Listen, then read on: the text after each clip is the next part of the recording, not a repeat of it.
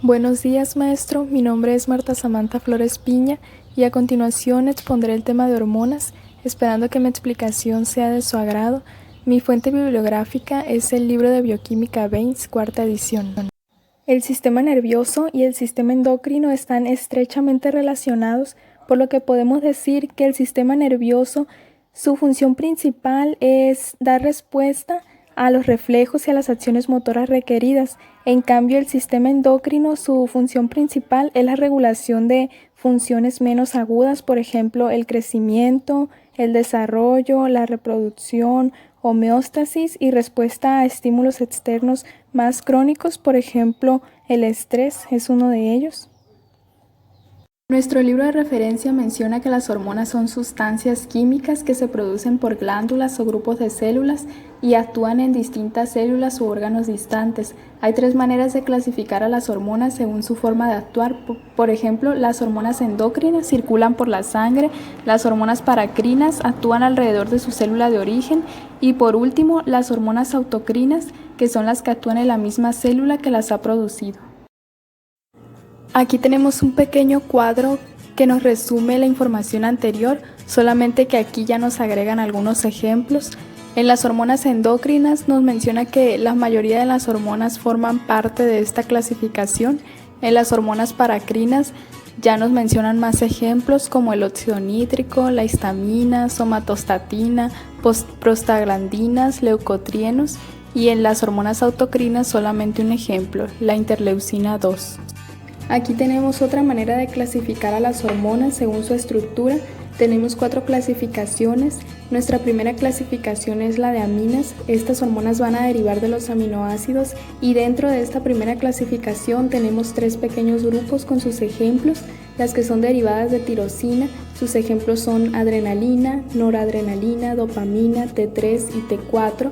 Las que son derivadas de histidina, su ejemplo histamina. Hay otras que son derivadas de triptófano y sus 2 ejemplos son serotonina y melatonina. En nuestra segunda clasificación tenemos a las hormonas péptidos y proteínas. Estas van a estar formadas por la unión de aminoácidos y entre sus principales ejemplos tenemos hormonas del hipotálamo, de la hipófisis, del páncreas, de la paratiroides, así como calcitonina, gastrina, secretina, colecistocinina, eritropoyetina y leptina.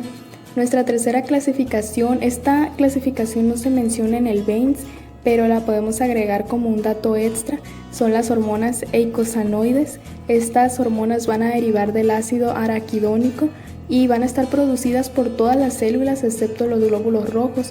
Entre sus ejemplos tenemos prostaglandinas que pueden ser tromboxanos y leucotrienos. Estas 3 primeras clasificaciones van a corresponder al grupo de hidrosolubles. Tenemos una última clasificación, la cual va a corresponder con las hormonas esteroides. Estas hormonas van a derivar del colesterol y sus ejemplos son cortisol, aldosterona, andrógenos, estrógenos, progesterona y calcitriol. Estas hormonas van a corresponder al grupo de liposolubles. En la primera clasificación tenemos 2 hormonas que también corresponden a este grupo. Para que se puedan transmitir con eficacia señales de una parte del cuerpo a otras, es necesario que los sistemas endocrinos tengan ciertas propiedades generales y aquí va a haber hormonas derivadas de 2 tipos, derivadas de aminoácidos con algunos ejemplos como las catecolaminas, serotonina, la insulina, la hormona paratiroidea, y hay otras que son derivadas de precursores lipídicos, por ejemplo el cortisol, testosterona, factor activador de plaquetas. Algunas hormonas funcionan para transmitir al cuerpo importantes avisos ambientales y otras se ocupan más de los procesos de calibración metabólica que están relacionados principalmente con el mantenimiento de la homeostasis.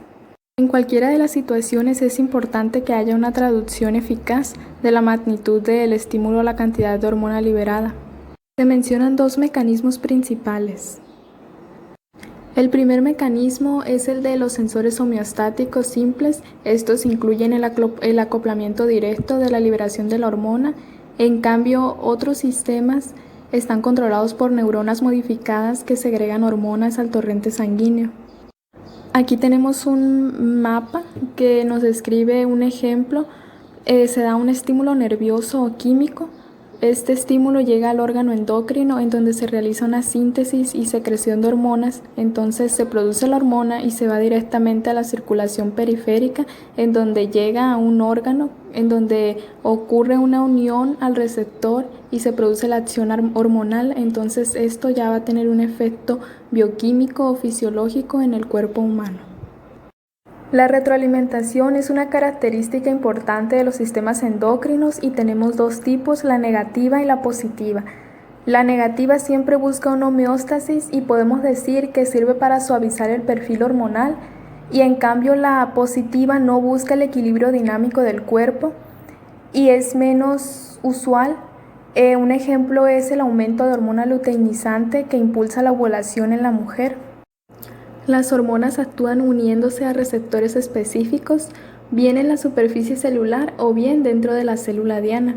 Muchas hormonas similares a aminas y péptidos actúan a través de receptores que son proteínas intrínsecas de la membrana plasmática. Por ejemplo, la insulina, que actúa a través de los receptores de tirosina o de receptores tipo citosina como leptina y la hormona del crecimiento. Pero también existen las hormonas lipófilas, las cuales entran en la célula antes de unirse a sus receptores, y a diferencia de las anteriores, estas hormonas, como las hormonas esteroideas o algunas hormonas derivadas de ácidos grasos y la triiodotironina, que tienen propiedades físico-químicas en común con los esteroides, estas entran en las células antes de unirse a sus receptores y se denominan receptores nucleares de hormonas. Aquí tenemos una imagen que nos representa la estructura del hipotálamo con la hipófisis, la cual se divide en una parte anterior y una posterior. También tenemos algunos de los principales órganos diana que producen las principales hormonas, por ejemplo, las glándulas suprarrenales que producen el cortisol, y este tiene la función de homeostasis y función celular, la glándula tiroides, que produce las hormonas T4 y T3 y estas ayudan a la termogénesis y al metabolismo. También tenemos a los testículos que producen la testosterona y esta va a llevar a cabo el proceso de espermatogénesis. Tenemos también a los ovarios, los cuales producen estradiol y progesterona. Esto va a ayudar a la ovulación en la mujer. Aquí en esta imagen ya contamos más detalladamente con cada uno de los órganos que contienen tejido endocrino, las hormonas que producen y la función de cada una de estas. Por ejemplo, el estómago produce gastrina, la cual va a estimular la producción de bicarbonato. El riñón, que va a producir renina y esta va a aumentar la presión arterial. También va a producir eritropoyetina, que va a estimular la eritropoyesis. También entre los principales tejidos tenemos a la placenta, la cual va a producir gonadotropina coriónica, y esta hormona va a estimular al cuerpo lúteo y a continuar la producción hormonal de estrógenos y progesterona en el embrión. En la parte superior de esta imagen también tenemos a los ovarios y a los testículos. Los ovarios van a producir estrógenos, los cuales van a ser estradiol, estriol y estrona, y estos van a estimular características sexuales. Y los testículos van a producir andrógenos y también van a ayudar a la maduración de las características secundarias. Las glándulas adrenales van a tener dos porciones principales, la corteza y la médula. La corteza va a estar formada en un 15% de zona glomerular y esta va a producir aldosterona, que esta va a tener la función de la reabsorción de sodio y la excreción de hidrógeno, y en sus niveles altos va a producir el síndrome de Cohn. En la zona fascicular, que pertenece al 80%, se va a producir el cortisol, el cual va a tener la función de resistencia al estrés, va a ser un inmunodepresor, antiinflamatorio, y en sus niveles poco comunes va a producir el síndrome de Cushing.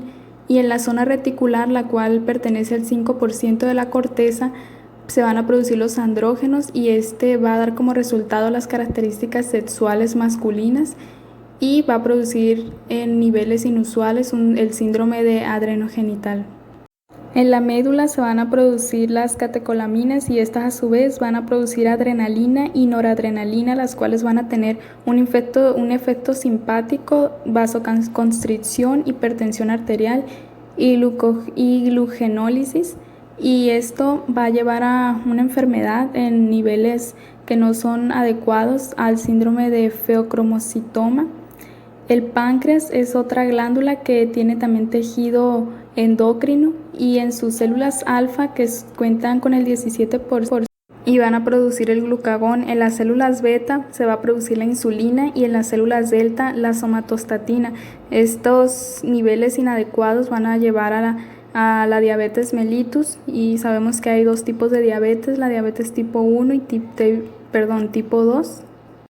De la tiroides ya hablamos anteriormente, va a producir tillodotironina T3 y tiroxina T4, y estas van a estimular el crecimiento y el desarrollo físico y mental, va a aumentar el consumo de oxígeno, aumenta el metabolismo basal, la temperatura corporal, la captación y el consumo de glucosa, va a estimular la glucogenólisis, va a estimular un anabolismo proteico y también estimula el catabolismo de lípidos.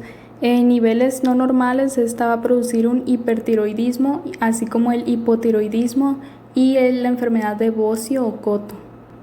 También tenemos a la paratiroides, la cual va a producir paratormona, PTH, y esta va a tener una función hipercalcemiante, aumenta los niveles de calcio y magnesio, disminuye los niveles de fosfato, estimula la formación de calcitriol, o sea, vitamina D activa, y una hipersecreción de paratormona va a producir osteoititis fibrosa quística. La hormona antidiurética va a disminuir el volumen de orina aumentado. También va a aumentar la presión por vasoconstricción arteriolar, disminuye la pérdida de agua inhibiendo las glándulas sudoríparas, y es estimulada por el aumento de la osmolaridad plasmática, el aumento de la concentración de sodio, hipovolemia como deshidratación, hemorragias, quemaduras, hipotensión, estrés, dolor, traumatismos, ansiedad, y va a ser inhibida por alcohol. También tenemos a la hormona oxitocina, la cual es una eyección de la leche por contracción de las células mioepiteliales, salida del feto durante el parto por contracción del miometrio uterino, y va a ser estimulada por la secreción del pezón, la distensión uterina y el estrechamiento del cérvix. A modo de conclusión, a mí me llamó la atención la enfermedad de Hashimoto, la cual es una enfermedad autoinmune y consta de una inflamación de la tiroides. Esta va a afectar de manera directa a la glándula, y esta deja de producir las hormonas tiroideas necesarias para su acción principal. Esta enfermedad se diagnostica cuando la tiroides tiene un tamaño anormal o un tamaño aumentado, tiene una consistencia gomosa y hay unos altos niveles de anticuerpos antitiroideos de la sangre.